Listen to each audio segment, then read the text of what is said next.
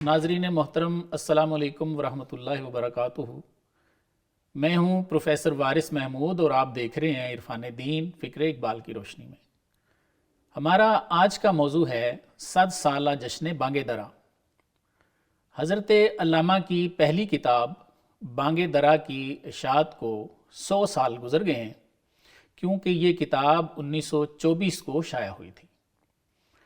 علامہ صاحب نے اردو شاعری کو گل و بلبل کے افسانوں سے نکال کر غلامی کی زنجیروں سے جکڑی ہوئی قوم کو خواب غفلت سے بیدار کرنے کا ذریعہ بنایا۔ اس کتاب نے قوم کے تن مردہ میں ایک نئی روح پھونکی اور یہ بر صغیر کے مسلمانوں کے لیے واقعی بانگ درا ثابت ہوئی۔ اس سال جشن بانگ درا منایا جا رہا ہے، لیکن ضرورت اس بات کی ہے کہ اس کو پڑھا جائے، سمجھا جائے اور اس پر عمل کیا جائے۔ علامہ صاحب کی پہلی کتاب بانگ درا پر گفتگو کرنے کے لیے میرے ساتھ موجود ہیں پروفیسر ڈاکٹر قمر اقبال صاحب۔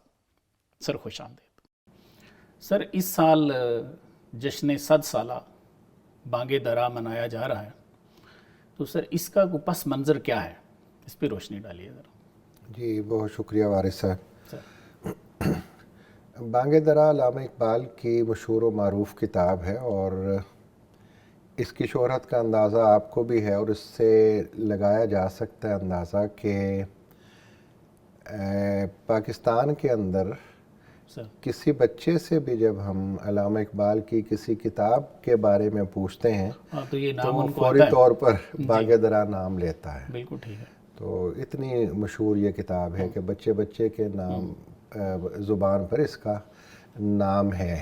اور 1924 میں 1924 میں 3 ستمبر 1924 میں یہ شائع ہوئی تھی۔ صحیح۔ تو اس سال ظاہر ہے کہ یہ 2024 ہے، 100 سال ہو گئے۔ تو 3 ستمبر 2024 کو اس سے پورے 100 سال ہو گئے۔ صحیح۔ تو یہ بہت بڑی بات ہے کہ 100 سال کا عرصہ گزرنے کے بعد بھی کسی کتاب پر زوال نہیں، بلکہ اس کی آب و تاب میں اضافہ ہو گیا۔ لہٰذا جو علامہ اقبال سے اور فکر اقبال سے شغف اور محبت رکھنے والے ہیں، سرکاری تنظیمیں بھی ہیں، بے شمار غیر سرکاری تنظیمیں بھی چل رہی ہیں، اہل درد یہ تنظیمیں چلا رہے ہیں فکر اقبال کی ترویج و تفہیم کے لیے۔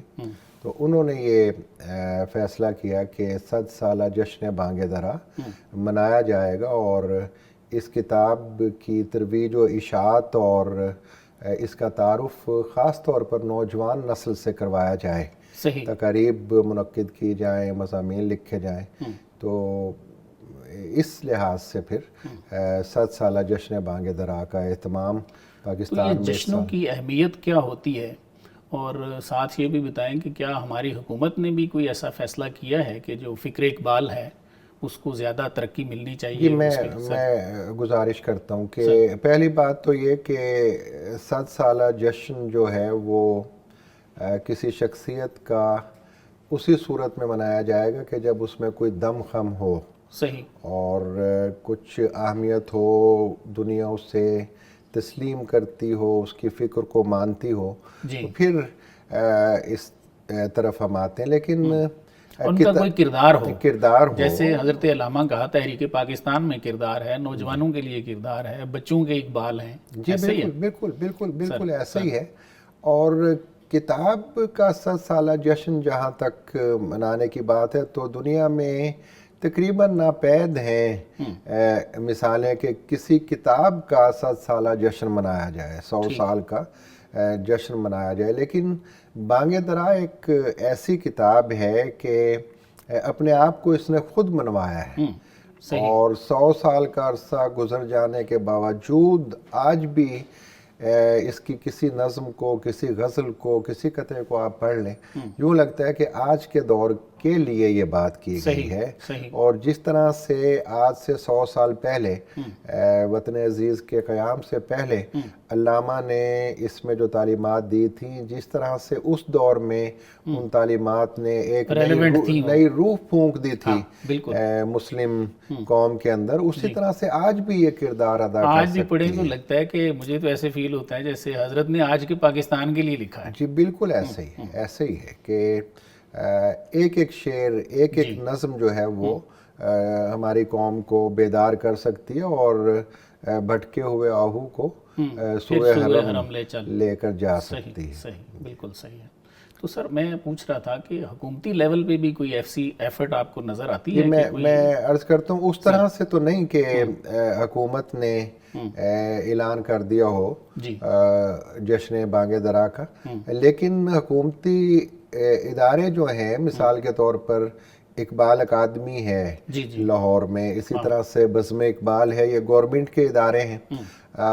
انہوں نے ضرور آواز بلند کی ہے اور 7 سالہ جشن بانگ درا کے حوالے سے اقبال اکادمی پاکستان نے بھی لاہور میں ایک کانفرنس کی ہے اور میری اطلاع کے مطابق وہ ایک کتاب بھی انشاءاللہ ان قریب چھاپنے والے ہیں جس میں بانگ درا کے اوپر ہی مضامین ہوں گے مختلف مشاہیر کے، اور 7 سالہ جشن کے حوالے سے یہ کتاب بھی منظر عام پر آئے گی.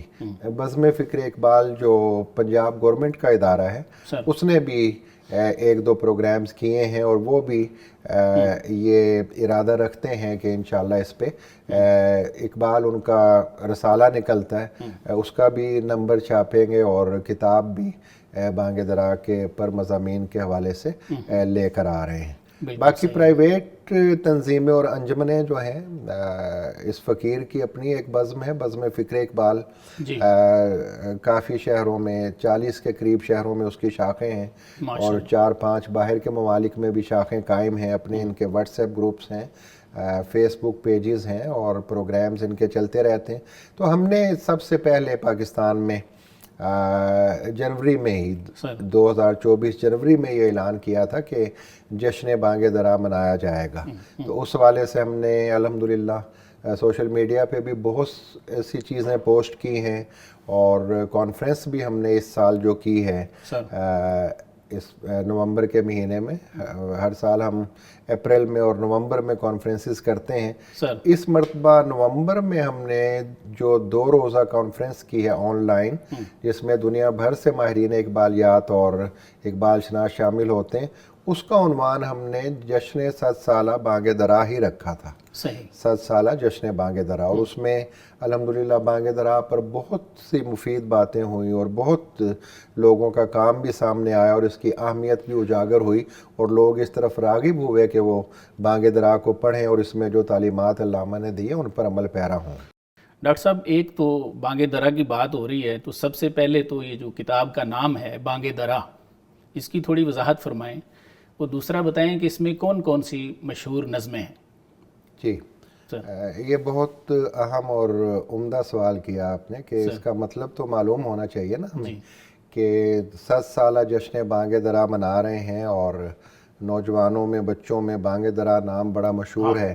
شروع میں ہم نے بات کی اس حوالے سے، تو مطلب اس کا قوم کو آنا چاہیے ضرور، اور بڑا زبردست نام رکھا ہے علامہ اقبال نے. اور علامہ اقبال کی جو فنی خوبیاں ہیں ان میں ایک یہ بھی بڑا نمایاں پہلو ہے کہ انہوں نے اپنی کتابوں کے نام بڑے یونیک اور بڑے بے مثل و بے نظیر اور بے مثال نام رکھے ہیں آپ نے.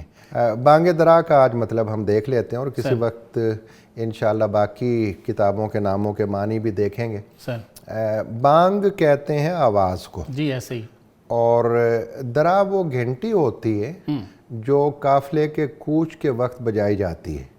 میں تھوڑی سی نوجوانوں کے لیے اور بچوں کے لیے وضاحت کرنا چاہوں گا کہ پہلے زمانے میں لوگ قافلے کی شکل میں سفر کیا کرتے تھے، گاڑیاں وغیرہ نہیں ہوتی تھی، تو قافلے میں سفر کرتے ہوئے ایک میر کارواں بھی بنایا جاتا تھا، قافلے کا ایک سربراہ بنایا جاتا تھا. اور یہ تو حضور صلی اللہ علیہ وسلم نے ہمیں طریقہ بتایا ہوا ہے کہ دو لوگ بھی اگر سفر کریں تو ان میں سے ایک کو اپنا امیر بنا لینا چاہیے. تو یہ چیز بھی ہمارے خاص طور پر مسلمانوں کے ہیں، اور قدیم زمانے سے بھی یہ بات چلی آ رہی تھی کہ قافلہ جب سفر کرتا تھا تو ایک اس کا امیر بنایا جاتا تھا. ٹھیک.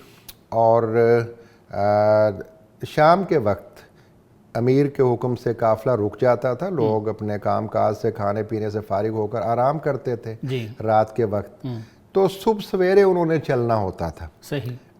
کچھ لوگ سوئے ہوئے ہیں، کچھ اپنی ضروریات کے لیے ادھر ادھر ہیں، تو میر کارواں کے حکم سے ایک گھنٹی بجائی جاتی تھی. صحیح. جو اس بات کا اعلان ہوتا تھا کہ اب قافلہ چلنے والا ہے. ٹھیک. اس گھنٹی کو درا کہتے تھے. واہ.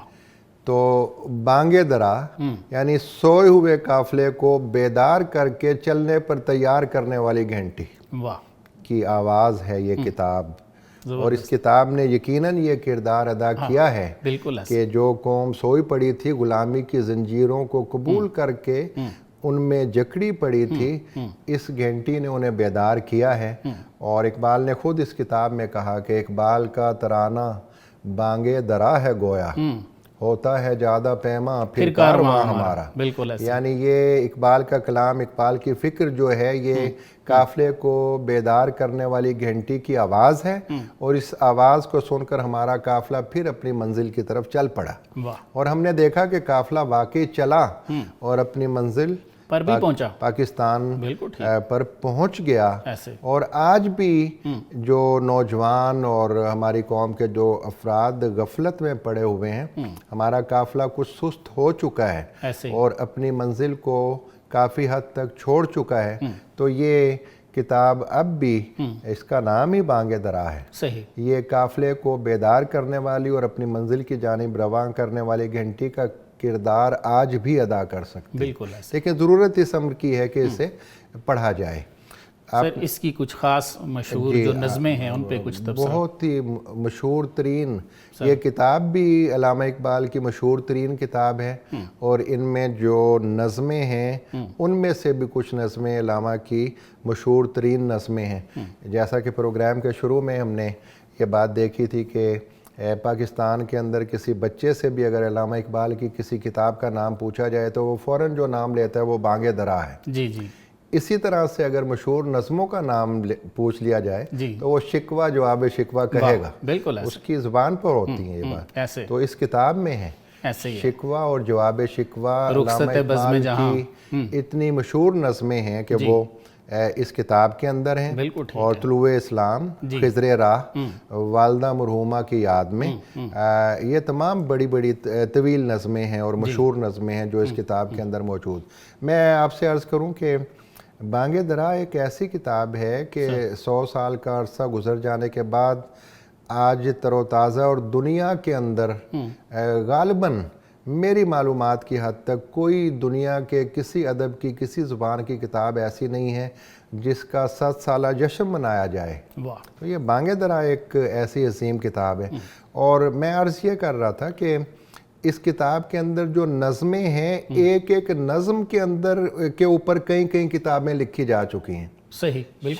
شکوہ اور جواب شکوہ کی تشریح کے اوپر، اس کی شرح پر الگ سے کتابیں موجود ہیں. بالکل. اور ان کی فکری نوعیت کو دیکھنے کے لیے، ان کا فکری جائزہ لینے کے لیے، ان کی توضیح پر مشتمل الگ سے کتابیں موجود ہیں. تو یہ بہت بڑی بات ہے کسی کتاب کے لیے کہ اس کی ایک ایک نظم کے اوپر پوری کتابیں لکھی گئی ہوں، اور ایک ایک نظم پر ایک کتاب نہیں بلکہ کئی کتابیں لکھی گئی ہوں. صحیح. تو یہ بانگ درا ہے کہ جس کی ایک ایک نظم پر بہت بڑے بڑے ماہرین نے اور اقبال شناسوں نے پوری کتابیں لکھ دی ہیں. اس پر مقالات، ایم فل کے، پی ایچ ڈی کے مقالات بانگ درا پر بے شمار ہو چکے ہیں. بہت سی کتابیں بانگ درا پر لکھی جا چکی ہیں. اور یہ بات تو ابھی میں نے آپ کے سامنے رکھی کہ ایک ایک نظم پر بھی کئی کتابیں لکھی جا چکی ہیں. سر اگر اس کی ایک عام کاری نظمیں دیکھیں تو اس میں بہت ساری نظمیں بچوں پہ ہیں. جی. بچوں کے لیے ہیں. ایسے ہی ہے نا. جی. ایک پہاڑ اور گلہری. جی بالکل. ہمدردی. ایک مکڑا اور مکھی. ایسے ہی ہے. ہمدردی ہے. بالکل صحیح. اسی طرح نوجوانوں پہ بھی ہیں. طلوع اسلام ہے جس طرح سے. جی. تو سر اگر بچوں کا اقبال دیکھیں یا نوجوانوں کا دیکھیں تو اس میں بھی کافی چیزیں جو ہیں وہ ہمیں بانگ درا میں ملتی ہیں. بالکل آپ صحیح کہہ رہے ہیں کہ بچوں کے حوالے سے علامہ اقبال نے جو نظمیں لکھی ہیں ان میں سے زیادہ تر ماخوذ ہیں انگریز شاعروں سے، لیکن کمال یہ ہے کہ وہاں سے آئیڈیا لینے میں یا خیالات کسی کے لے کر ان پر ایک چیز تخلیق کرنے میں کوئی حرج نہیں ہے. صحیح. خیالات ضرور علامہ وہاں سے دیکھتے ہیں اور سینٹرل آئیڈیا ضرور لیتے ہیں، لیکن بالکل ایک نئی چیز بنا کر سامنے رکھ دیتے ہیں. صحیح. تو بچوں کے اوپر علامہ اقبال کی جو نظمیں وہ صرف بانگ درا میں پائی جاتی ہیں. صحیح. اور انتہائی اہم نظمیں ہیں. شروع سے ہم بچوں کو یاد کرواتے ہیں. مجھے یاد ہے کہ بچپن میں ہم جو اسمبلی کے اندر دعا پڑھا کرتے تھے وہ لب پہ آتی ہے دعا بن کے تمنا میری، زندگی شمع کی صورت خدایا میری. کمال کے اشعار ہیں اور ایک ایک مصرع جو ہے وہ یاد کرنے والا اور عمل کرنے سے تعلق رکھتا ہے. لیکن بدقسمتی سے کچھ آہستہ آہستہ یہ ہوا کہ اب اسکولز میں کالجز میں اسمبلیز ہی نہیں ہوتی، اور اسمبلی کے اندر اگر کہیں ہوتی بھی ہے تو یہ دعا نہیں پڑھی جاتی. تو ہمدردی نظم ہے بہت ہی شاندار قسم کی کہ جگنو نے کس طرح سے پرندے کو راستہ دکھایا، اور ہمدردی کا، غمخواری کا، ایک دوسرے کا درد بٹانے کا، ایک دوسرے کی مدد کرنے کا، انسان کو بہت اعلیٰ مقام و مرتبہ دینا، یہ بچوں کی نظموں میں اسباق ہیں جو علامہ اقبال نے دیے ہیں. تو ہمیں چاہیے کہ اپنے بچوں کو یہ نظمیں یاد کروائیں، ان کا مطلب سمجھائیں اور ان پر عمل کرنے کے طریقے بھی انہیں بتائیں، عمل کرنے کی طرف بھی لے کے آئیں. زیادہ نہیں، میں صرف ایک بہت مشہور شعر ہیں لوگ وہی جہاں میں اچھے آتے ہیں جو کام دوسروں کے. یہ اگر شروع سے بچے کو یاد کروا دیا جائے اور اسے بتایا جائے کہ یہ دوسرے کے کام آنا ہے اور یہ بہت بڑا عمل ہے، اور ہمیں قرآن پاک میں بھی اور حضور صلی اللہ علیہ وسلم نے بھی دوسروں کے کام آنے کا ہمیں سبق دیا. علامہ اقبال کی فکر کے جو مرکزی نکات ہیں ان میں ہمدردی، غمخواری اور انسانیت کا درد بھی شامل ہے. بالکل ایسا. خدا کے بندے تو ہیں ہزاروں، بنوں میں پھرتے ہیں مارے مارے. خدا کے عاشق تو ہیں ہزاروں، بنوں میں پھرتے ہیں مارے مارے. میں اس کا بندہ بنوں گا جس کو خدا کے بندوں سے پیار ہوگا. تو بچوں کو یہ سبق اقبال نے اپنی اس کتاب بانگ درا میں دیے ہیں، اور بچوں کو سکھانے چاہیے، سمجھانے چاہیے. پھر طلوع اسلام ہے، خضر راہ ہے، اس میں بے شمار اشعار ہیں کہ جن میں حرکت و حرارت اور اٹھنے کا، آگے بڑھنے کا، آگے سے آگے بڑھنے کا، بیدار ہونے کا سبق ہے. تو یہ سب نوجوانوں کے لیے ہیں. اسی طرح سے شکوہ اور جو جواب شکوہ کے اندر جو اللہ تعالیٰ کی طرف سے شکوے کا جواب ہے، اس میں بار بار نوجوانوں کو بیدار ہونے کا، نیک اعمال کرنے کا، حضور صلی اللہ علیہ وسلم کوئی سائل ہی نہیں، راہ دکھلائیں کسے راہ روے منزل ہی نہیں، تربیت عام تو ہے جوہر قابل ہی نہیں، جس سے تعمیر ہو آدم کی وہ گل ہی نہیں، کوئی قابل ہو تو ہم شان کئی دیتے ہیں، ڈھونڈنے والوں کو دنیا بھی نہیں دیتے ہیں. بالکل ایسے. صرف یہ ایک بند ہی اساتذہ اگر اپنے طلباء کو، اپنے شاگردوں کو پڑھا کر یاد کروا دیں اور سمجھا دیں بالکل ایسے کہ ڈھونڈنے والوں کو دنیا بھی نہیں دیتے ہیں، بچوں کو یہ بات سمجھ آ جائے جو بانگ درا میں ہے، تو بچے تو دونوں جہان کی تعلیم ہے اس میں، یعنی دنیوی جو آپ کے ٹارگٹس ہیں ان کے لیے بھی ہے، اور اگر آپ نے اللہ کی طرف سفر کرنا ہے تو اس کے لیے بھی ہے. ڈھونڈنے والوں کو کوئی قابل ہو تو ہم شان کئی دیتے ہیں. شان کئی ایران میں بادشاہوں کا ایک بڑے عظیم الشان بادشاہوں کا سلسلہ تھا جنہوں نے اپنی محنت اور کوشش سے اپنی سلطنت کو انتہائی وسیع کر لیا تھا، اور اتنے وہ طاقتور اور اتنے عظیم بادشاہ تھے کہ کئی ممالک انہیں ٹیکس دیا کرتے تھے. اتنی عظیم سلطنت تھی. تو علامہ اقبال یہ کہہ رہے ہیں کہ کسی میں اگر قابلیت ہو تو ان بادشاہوں جیسی شان و شوکت انہیں مل سکتی ہے اور نئی دنیایں وہ دریافت کر سکتے ہیں. تو ہمارے دین کی تربیت اور ہمارے دین کی تعلیم تو یہی ہے کہ آگے سے آگے بڑھنا ہے اور نئی سے نئی دنیایں ہم نے دریافت کرنی ہیں. تو آپ دیکھ لیں کہ پہلا اردو مجموعہ ہے، لیکن اس کے اندر ہی علامہ اقبال نوجوانوں کو اپنی نظموں جواب شکوہ میں، طلوع اسلام میں، خضر راہ میں آگے سے آگے بڑھنے کا سبق دے رہے ہیں، اٹھنے کا سبق دے رہے ہیں، تحرک کا، حرکت کا، حرارت کا، جوش و جذبے کا، رجائیت کا سبق دے رہے ہیں۔ تو یہ ایک کتاب سینے سے لگا کے رکھنے والی ہے، اس کی ایسی تعلیمات ہیں۔ بالکل۔ ڈاکٹر صاحب، کیا بانگ درا کو دیکھ کے تو حضرت علامہ کی جو فکری ایک ارتقاء ہے اس پہ بھی ہمیں کچھ سمجھ آتی ہے، کچھ پتہ چلتا ہے کہ کیسے کیسے علامہ اپنی سوچ میں آگے جا رہے ہیں اور ان میں تبدیلی آ رہی ہے؟ جی بالکل، بہت ہی اچھا سوال کیا آپ نے۔ اور بانگ درا جو ہے وہ بہت اہم کتاب ہے علامہ اقبال کے ذہنی و فکری ارتقاء کو سمجھنے کے لیے۔ صحیح۔ اور محققین بھی اور ینگ اسکالرز بھی جب کام کرتے ہیں علامہ اقبال کی فکر پر، تو بانگ درا بہت اہم کردار ادا کرتی ہے اقبال کے ذہنی و فکری ارتقاء کو سمجھنے میں، کہ علامہ اقبال کی فکر اور کلام کی ابتدا سے لے کر 1924 تک کا کلام اس میں شامل ہے۔ تو ایک بڑا پیریڈ ہے علامہ اقبال کی زندگی کا جس کا کلام اس مجموعے میں شامل ہے۔ 1924 تک کا کلام اس میں، اور آپ کو پتہ ہے کہ 1938 میں علامہ اقبال دنیا سے پردہ فرما گئے تھے، تو کافی طویل عرصہ ہے جس کا کلام اس میں شامل ہے۔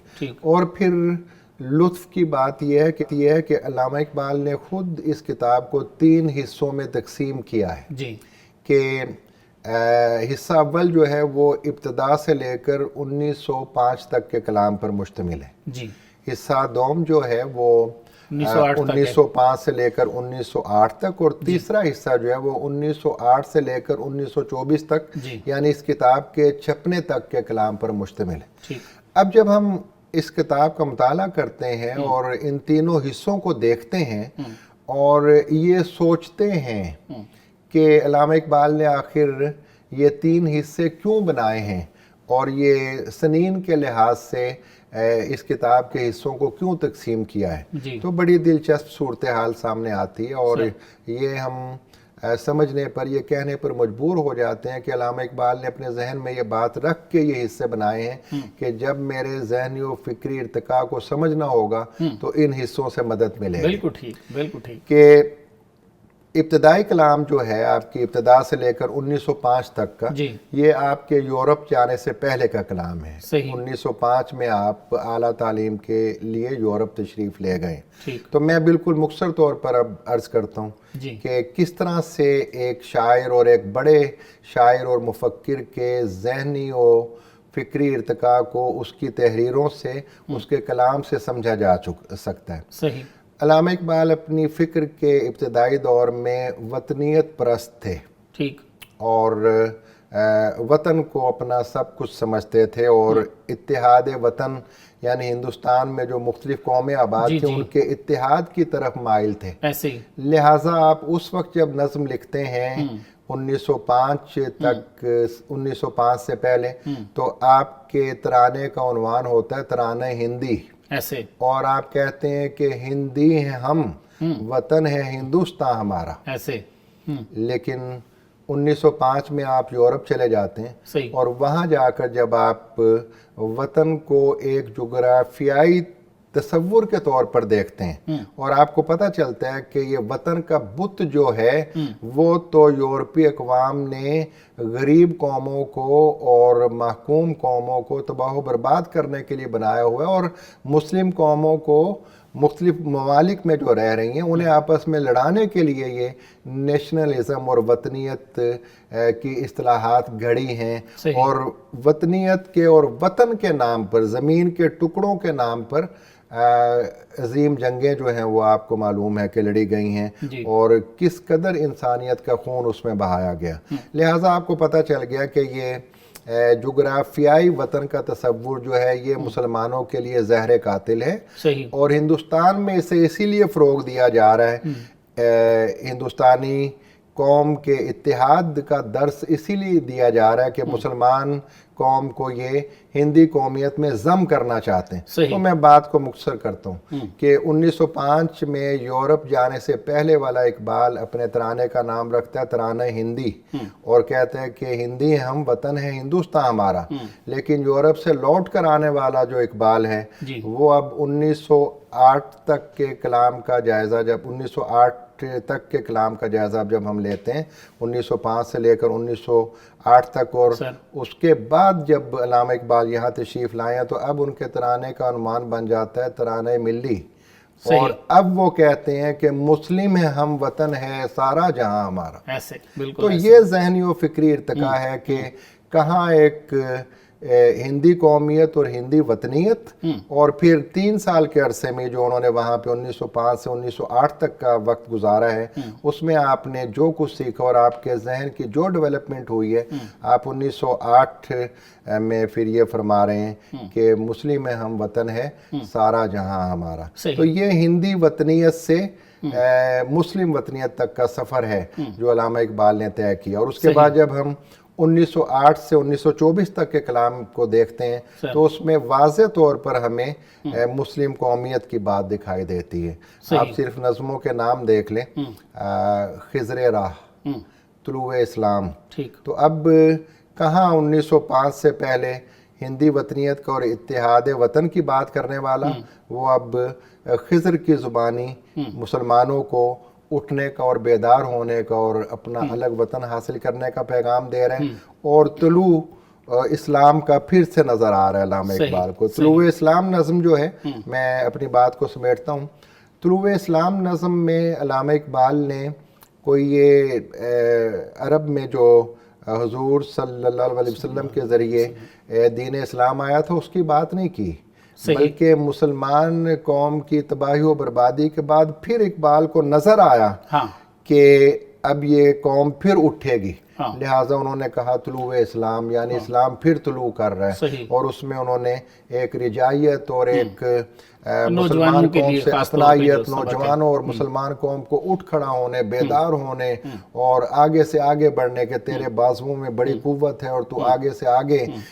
پہنچ سکتا ہے. رہے گا راوی و نیل و فرات میں کب تک، تیرا سفینہ کے ہے بحر بے کراں کے لیے.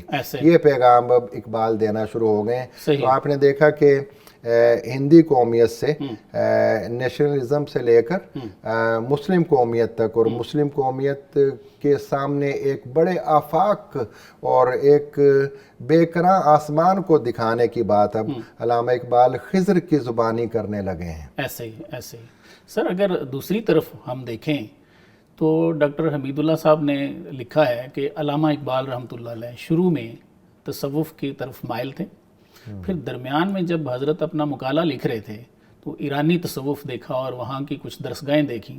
تو جیسے 2 نمبر تو ہر جگہ پہ لوگ ہوتے ہیں، تو کچھ ایسی درسگاہیں دیکھیں تو حضرت کے خیالات جو ہیں وہ تصوف کے بارے میں تھوڑے سے بدل گئے. کچھ کلام بھی آپ نے لکھے تو جو اینٹی تصوف ہیں. تو بعد میں آپ فرماتے ہیں کہ اینڈ پہ حضرت جو ہیں وہ دوبارہ پھر تصوف کی طرف مائل ہوئے، اور پھر وہ فارسی کلام میں تو حضرت نے بہت کچھ لکھا ہے جو آپ نے پایا ہے وہ سارا لکھ گئے ہیں آپ، کہ اپنے سینے کی نعمت بھی بتا گئے ہیں کہ مجھے سینے سے آوازیں آتی ہیں. اللہ کے بارے میں بھی فرما گئے ہیں کہ میں دیکھتا ہوں اس کو نور خودی کے ظاہر ہے طریقے سے. تو مجھے ایک بات یہ بھی سمجھ آتی ہے کہ اگر ہم بانگ درا کو دیکھیں تو شروع میں جیسے ڈاکٹر صاحب نے بتایا کہ جی آپ تصوف کی طرف مائل ہیں، تو وہ کلام بھی اس میں ملتے ہیں. جیسے وہ ہے رخصت بزم جہاں، تو بس کہ میں افسردہ دل ہوں درخور محفل نہیں، تو میرے قابل نہیں میں تیرے قابل نہیں. تو حضرت یہ چھوڑ چھاڑ کے تو جنگل کی طرف جاتے ہیں، اور تو جو ابتدائی طریقہ ہوتا ہے صوفیہ کا کہ ذکر و فکر کے لیے اور وہ یکسوئی حاصل کرنے کے لیے وہ علیحدہ کچھ جگہ جو ہے اس کا انتخاب کرتے ہیں، جیسے حضور صلی اللہ علیہ وسلم نے غار حرا کو انتخاب کیا. تو وہ چیزیں بھی ملتی ہیں. پھر فقر کا تذکرہ بھی ملتا ہے، ٹھیک ہے، نہ تخت و تاج میں ہے، نئے لشکر و سپاہ میں ہے، جو بات مرد کلندر کی بارگاہ میں ہے.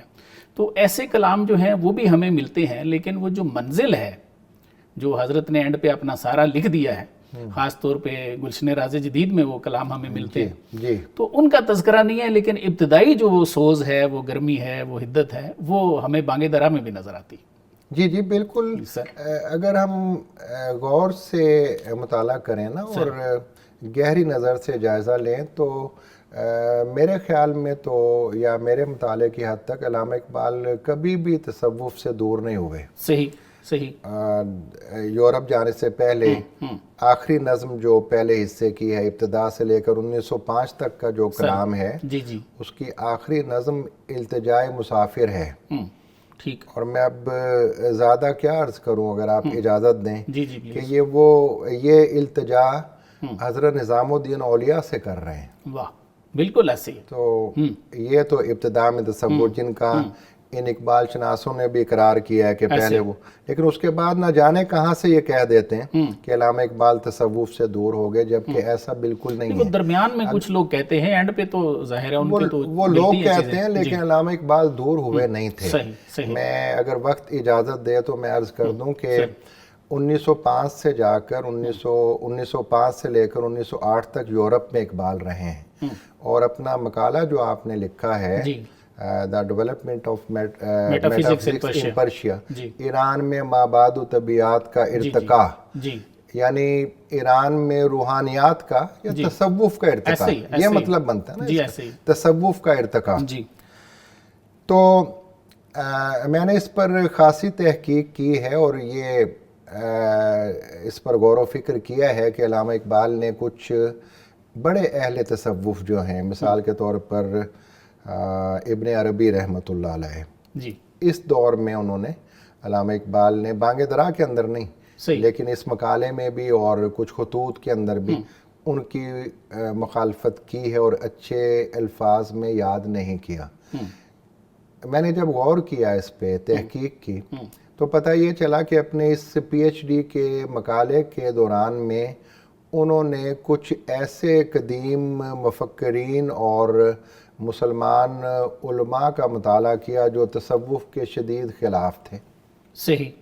تصوف کے مخالفین میں جن کا نام آتا ہے، اسے اجتہادی غلطی اگر آپ کہہ لیں تو پھر میں ان کے نام بھی عرض کروں کہ ابن تیمیہ اور حافظ علامہ ابن قیم. اچھا صحیح ہے. ان کی کتابوں کا علامہ نے مطالعہ کیا.